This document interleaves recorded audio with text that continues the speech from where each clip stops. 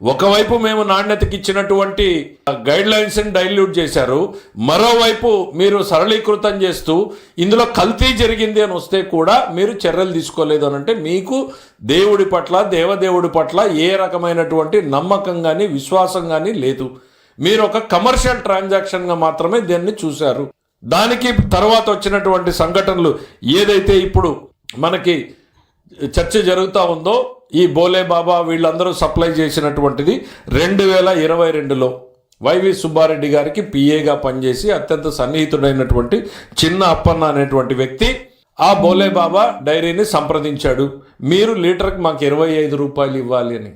ఇది నేను చెప్పింది కాదు, సిట్ నివేదికలో చాలా స్పష్టంగా పేర్కొంది.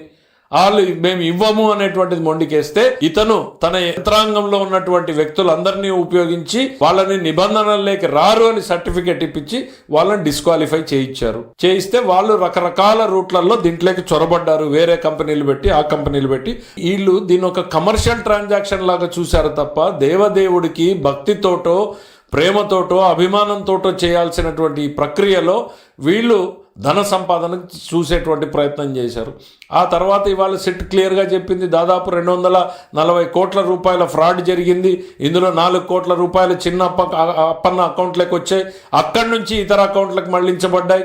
ఆ ఎవరి అకౌంట్లకు పోయినాయి అనేటువంటిది కూడా బయటికి రావాలి, ప్లస్ క్యాష్ ఇచ్చారు అనేటువంటిది ఇవన్నీ కూడా వెలుగులోకి రావాలి.